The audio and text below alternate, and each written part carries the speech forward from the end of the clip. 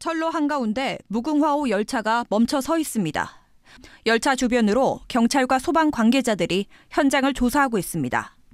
오늘 오전 10시 50분쯤 동대구역을 출발한 무궁화호 열차가 선로 근처에서 이동 중이던 작업자 7명을 잇따라 치었습니다. 이 사고로 2명이 숨지고 5명은 중경상을 입고 병원에서 치료 중입니다. 이들 가운데 부상자 1명은 코레일 직원, 나머지는 모두 하청업체 소속입니다. 이들은 최근 폭우로 인해 파손돼 복구한 경부선 철도 비탈면을 점검하기 위해 이동 중 사고를 당했습니다. 사고는 작업자들이 남성현역에서 출입문을 통해 선로에 진입한 뒤 불과 7분 만에 일어났습니다. 작업자들이 도보로 이동 중인 상황이고 열차는 뒤에서 오는 중 그렇게 발생한 사고로 저희들은 파악하고 있습니다. 코레일 측은 작업자들이 출발 전 남성현역 역장의 승인을 받고 열차 차단 없이 점검 작업을 시작했다고 밝혔습니다. 노반이 있었지만 자갈 도상을 밟고 지나간 걸로 저희는 추정하고 있습니다. 노반으로 이동하면 사고 날 일이 없습니다. 사고가 난 열차에는 승객 80여 명이 타고 있었지만 부상자는 없었습니다. 이 사고로 KTX와 일반 열차 20여 편이 최대 1시간가량 지연됐고 상하행 열차 운행은 오후 4시쯤 정상화됐습니다. 경찰과 고용노동부는 전담 수사팀을 구성해 중대재해처벌법 위반 여부 등 사고 원인 규명에 나섰습니다. KBS 뉴스 문다입니다. 7명이 숨지거나 다친 경북 청도 열차 사고 현장에서 합동 감식이 진행됐습니다. 작업자들은 폭이 좁아지는 구간에서 선로 쪽으로 이동하다가 사고를 당한 걸로 전해졌습니다. 박준우 기자입니다. 안전모를 쓴 작업자들이 선로를 따라 일렬로 걸어갑니다. 잠시 뒤 같은 방향으로 무궁화호 열차가 지나갑니다. 이 열차는 작업자들을 그대로 치면서 2명이 숨지고 5명이 중경상을 입었습니다.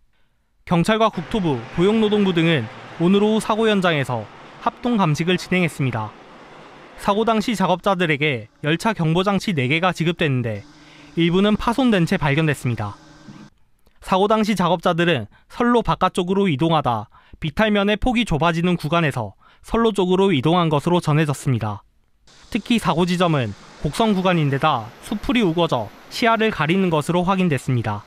확인 결과 좀 곡선 코스가 좀 많아서 실제 조금 육안으로 보기가 좀 그렇게 용이하지는 않았을 것이다, 그런 예측을 하고 있는데 경찰은 코레일이 하청업체에 애초 계약하지 않은 업무를 추가로 요청한 사실을 파악하고 관련 경위도 조사하고 있습니다.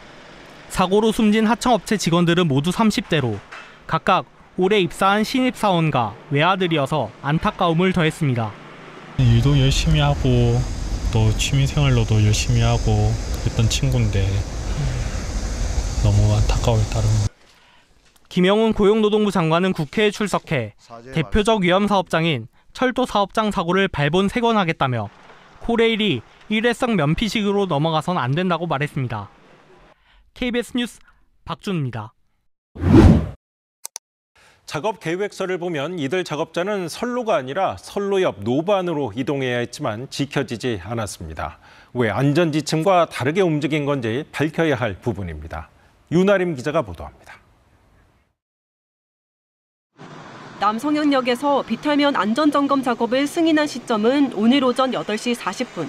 역장은 작업자 이동 계획 등 안전 관련 사항들이 포함된 점검표를 확인한 뒤 승인했습니다. 이 점검표상 이동 계획에는 선로가 아닌 선로 옆 노반으로 이동한다고 돼 있습니다. 하지만 실제 작업자들은 선로를 통해 이동한 것으로 보입니다. 당시 사고 지점은 곡선 구간이 끝난 직후여서 시야 확보가 쉽지 않았던 걸로 보입니다. 또 열차가 근접하면 알림을 주는 앱이 설치된 작업용 휴대전화도 있었지만 사고를 막지 못했습니다. 사고 열차는 소음이 적은 전기 열차였습니다. 기차가 전기차라 가지고 소리가 별로 안 난다고 들었습니다. 그래가지고 피해자분들이 인지를 잘 하지 못했나 하는 그런 추측을 하고 있습니다. 작업자 7명 중에는 코레일 소속 작업감독관과 하청업체 소속인 안전관리자도 있었습니다. 규정상에는 열차 감시원도 배치해 열차 접근 시 위험을 알리게 돼 있습니다. 당시 작업 안전수칙이 제대로 지켜졌는지 아니라면 안전수칙을 지킬 수 없는 상황이었는지 등은 앞으로 수사를 통해 밝혀져야 합니다.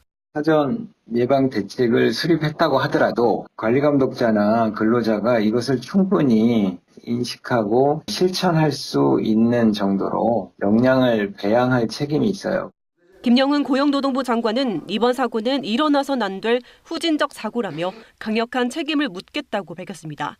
KBS 뉴스 윤아림입니다.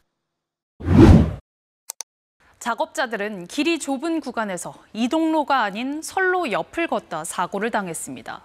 이런 경우 코레일 수칙은 인접역과 무전을 통해 열차가 없는지 확인하라고 돼 있습니다. 그런데 당시 무전을 한 기록도 없는 걸로 드러났습니다. 이어서 이세중 기자가 취재했습니다. 화물차가 사고가 난 철길 위를 지나갑니다. 이 선로의 폭은 155cm. 이를 토대로 작업자들이 이동할 수 있는 2m 밖 공간을 따져보면 한눈에 보기에도 수풀에 가려집니다. 공간은 그렇게 넉넉하지는 않습니다. 그러나 온다고 예측을 하고 그랬다면 충분하게 피할 수 있는 여지는 있는 상황이라고 보면 되겠습니다. 이런 상황은 작업 계획서에도 상세히 담겨 있습니다. 가파른 경사가 있으니 미끄러지지 않게 주의하라는 데 이어 발 디딜 수 있는 공간을 미리 확인하고 안전한 이동로를 확보하라고 돼 있습니다. 길이 좁고 험하니 각별히 주의하란 얘기입니다. 특히 열차가 지나가는지 반드시 확인해야 합니다. 작업장 이동 수칙을 보면 노반, 즉 이동로의 공간이 충분하지 않은 경우 인접역과 무전을 통해 열차가 없는지 확인 후 이동해야 한다고 나와 있습니다. 하지만 KBS 취재 결과 사고 발생 전 작업자와 인근역, 기관사 사이에 어떠한 무전도 없던 것으로 확인됐습니다. 게다가 사고 구간은 곡선이 많아 육안으로는 확인이 늦을 수밖에 없는데 열차가 지나간다는 사실을 누구도 미리 알리지 않은 겁니다. 안전 매뉴얼이랄지 지침에 대한 교육들이 이루어지지 않은 것이 너무나 명백히 드러난 그런 인재였다고 생각합니다. 작업자들이 열차 경보를 울리는 단말기도 4대 갖고 있었는데 이 중 3대만 켜진 상태였습니다. KBS 뉴스 이세중입니다. 경북 청도 열차 사고와 관련해 안전관리 부실 정황이 드러나고 있습니다. 사상자 가운데 2명이 작업계획서 명단에 이름이 없는 걸로 확인됐습니다. 사고 당일 교체 투입된 건데 이들이 안전교육을 제대로 받았는지, 왜 서류와 실제 작업자가 일치하지 않는지 조사가 필요합니다. 먼저 윤아림 기자의 보도입니다. 선로 옆으로 작업자 7명이 일렬로 걸어갑니다. 코레일 소속 작업감독관 1명과 안전점검 외부업체 직원 6명입니다. 이들은 작업 책임자와 철도운행 안전관리자, 열차 감시원, 기술자로 각각의 역할이 나눠져 있습니다. 그런데 열차 감시원과 기술자 등 2명이 당일에 교체 투입됐습니다. 사고당에 작성된 작업 계획서, 작업 2시간 전 10분간 안전교육을 했다고 돼 있습니다. 직접 서명도 했습니다. 그런데 실제 투입된 작업자 2명의 이름이 없습니다. 이 2명의 작업자 가운데 1명은 사망했고 또 다른 1명은 중상을 입었습니다. 작업자 각각의 음주 여부와 피로도, 수면 시간까지 체크해 작업 적합성도 판정했는데 작업에 투입된 사람과 다른 사람의 가능성이 있다는 얘기입니다. 안전교육 일지에 서명한 이름도 실제 작업자와 불일치합니다. 거짓 서명을 한 건지 안전교육 후 교체된 건지 확인되지 않은 상황. 교체된 작업자 중에는 열차 접근을 알리게 돼 있는 열차 감시원도 있었습니다. 당연히 관리 부실이죠. 들어가는 사람하고 거기에 써진 사람하고 틀리다면은 기본적인 그런 관리부터가 안 된 거죠. 코레일 측은 당일 작업자 2명이 왜 작업 계획서상과는 다르게 교체됐는지 확인하기 어렵다고 밝혔습니다. 한문희 코레일 사장은 이번 사고에 대해 무거운 책임을 통감한다며 사의를 표명했습니다. KBS 뉴스 윤아림입니다.